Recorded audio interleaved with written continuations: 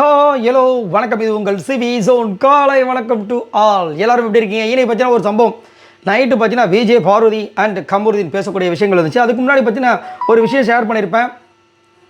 போலிகளை கண்டு ஏமாறதேன்னு சொல்லிட்டு அந்த நாய் குறைக்கிற விஷயத்தை வந்துட்டு பயங்கரமாக பரப்பணுங்களுக்கு ஒரு சரியான ஒரு தரமான ஒரு பிளே வந்து பிக் பாஸ் வந்து அந்த சர்க்குலர் மூலமாக அனுப்பியிருந்தார். எதுக்காக நாய் குறைச்சிது அப்படின்ற விஷயங்கள் ஆல்ரெடி நான் போஸ்ட் பண்ணியிருக்கேன், போய் பாருங்கள். நிறைய பேர் வந்து ரொம்ப அதை நல்ல ஒரு கமெண்ட்ஸ் கொடுத்துருந்தீங்க, ரொம்ப தேங்க்ஸ் சொல்லியிருந்தீங்க. உங்களுக்கு ரொம்ப நன்றி. ஏன்னா நிறைய பேர் இந்த சொன்னதுனால தான் அதை போய் நான் போய் பார்த்தேன். உங்களுக்கு நன்றி. நிறைய நேரங்கள் வந்து இந்த விஷயம் வந்திருக்கு பாருங்கள், அந்த விஷயத்தை போடுங்க அப்படின்னு சொல்லிகிட்டே இருக்கீங்க. ரொம்ப ரொம்ப நன்றி. அதெல்லாம் நான் கவனிச்சு தான் இருக்கேன். அதேமாதிரி நீங்கள் கொடுக்குற கமெண்ட்ஸ் தான் எனக்கு ஒரு உத்வேகம். மறக்காமல் கமெண்ட்ஸ் பண்ணுங்கள், சப்ஸ்கிரைப் பண்ணிட்டு பாருங்கள். இப்போ என்னென்னா நம்ம விஜய் பார்வதி அண்ட் கமருதீன் பேசக்கூடிய விஷயங்கள் வருது நைட்டு. என்னென்னா எதுக்காக விஜய் பார்வதி கமருதீன்கிட்ட பேசாமல் இருந்தாங்க, அழுதாங்க பார்த்தீங்களா, எதுக்குன்ற விஷயங்கள் இப்போ தான் வந்து சொல்கிறாங்க. ஏன்னா கேப்டன்ஷிப் டாஸ்க் லாஸ்ட்டாக வந்துட்டு போன வாரமும் கிடச்சிது, விஜய் பார்வதிக்கு இந்த வாரம் கிடச்சிது. ஃபஸ்ட்டு அட்டாக் பண்ண பர்சன் இவங்களை யாருன்னா அது கமருதீன் தான்.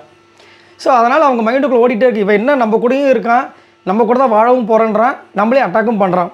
எப்படி? ஏன்னா நேற்றுலாம் பார்த்தீங்கன்னா கேப்டன்ஷிப் டாஸ்கில் அவர் அப்படி தூக்க போகிற அமித்து டப்புன்னு ஸ்லிப் ஆகிடுவாங்க. டப்பு டப்புன்னு சொல்லிட்டு 4 பாலில் 3 பலும் களி. அடுத்தது ஒன்று புஷ்ஷுன்னு காற்று வெளியே வந்துடுச்சு. போச்சா ஓகேயா அப்படின்ற மாதிரி ஆகிப்போச்சு. அதனால் ஒரே ஃபீலிங்கில் இருந்தாங்க. இப்போ தான் வந்து பேசுகிறாங்க. நான் அவங்க கூட பேசவே கூடாதுன்னு நினச்சேன், பட் என்ன பண்ணுறதுன்னா அவர் கலாய்க்கிறார். உனக்கு வந்துட்டு இந்த கேப்டன் பொறுப்பு அதெல்லாம் செட் ஆகாது, நீ வந்து எப்பயுமே அந்த ரிபல் மோட்லேயே இருப்பா அப்படின்னா. டே ஏன்டா அப்படி சொல்கிறீங்க? 4 வாட்டி எனக்கு அந்த ஆப்பர்ச்சுனிட்டி கிடச்சிது. நானே வந்து எப்படியாவது கேப்டன் ஆகலாம் பார்த்தேன், முடியாமல் போயிடுச்சு. சரி 24 ஹவர்ஸ்லையாவது எங்கள் அம்மாவை கொண்டு வரலாம் பார்த்தா இந்த ஆதரி வந்து நடுவில் வந்து கெடுத்து விட்டாங்க.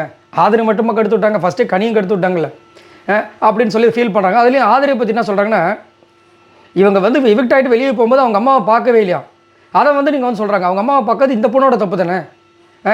அந்த அம்மாவை பார்க்கலன்னு சொல்லிட்டு அதுக்கப்புறமா போய் பார்த்தாங்களா, அதுக்கப்புறம் அவங்க சொன்னாங்களா, அதுக்கப்புறம் இவங்களை கூட்டு வரணும்னு நினைக்கிறாங்க. இது என்ன இது அப்படின்போது அமித்துமே சொல்கிறார், கரெக்டு தான். அந்த பொண்ணு திரும்ப வந்தது வேல்யூவே இல்லாமல் போயிடுச்சுன்னு உண்மையான கருத்து. அந்த பொண்ணு வந்து இப்படி பண்ண போகுது அப்படி பண்ண போகுது பார்த்தா மறுபடியும் வந்துட்டு எஃப்ஜே கூட லவ் தான் பண்ணுறதுக்கு ட்ரை பண்ணுறாங்க. என்ன பண்ணுறது?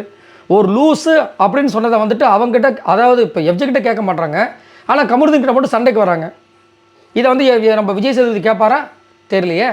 ஆனால் இதே இது வந்துட்டு திவ்யா கடாந்தன் தான் கேட்பாரா? கண்டிப்பாக கேட்பார். நடந்திருக்கே. ஒரு காக்கா ஆகி போன விஷயத்தை வந்துட்டு இவ்வளோ பெருசாக பேசுகிற அவங்க வெள்ளிக்கிழமை நான் ஏங்க கமருதீன் வந்துட்டு இந்த மாதிரி டார்கெட் பண்ணிக்க ட்ரிகர் பண்ணுறீங்க, உங்களுக்கு வேறு வேலையே இல்லையா? அதுவும் வந்து கமருதீன் கேப்டன் ஆனதுக்கப்புறமா ஏன் உங்கள் மூஞ்சி மாறிச்சு, கிளாப் கூட பண்ணாமல் இருந்தீங்க அப்படின்னு ஏதாவது ஒரு கேட்பார்? கேட்க மாட்டேன். அதெல்லாம் சின்ன விஷயம், அதெல்லாம் கேட்பாங்களா?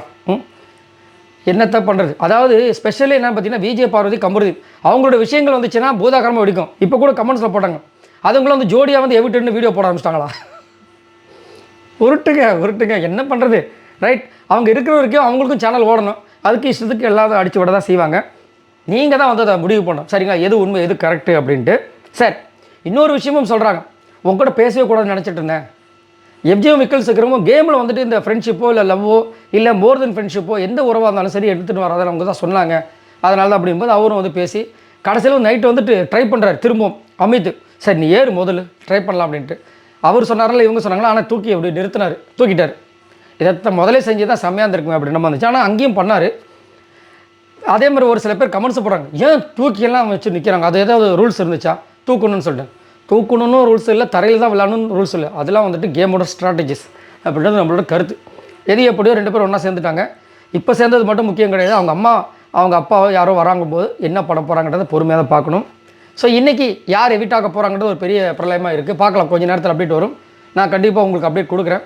மேக்ஸிமம் ஆதரி சிங்கிள் விஷயம் இருந்துச்சுன்னா, இல்லைன்னா தான் பிரச்சனை. பார்க்கலாம் என்ன நடக்குதுன்னு. உங்களோட கருத்துக்களை சொல்லுங்கள். பாய் நண்பர்களே.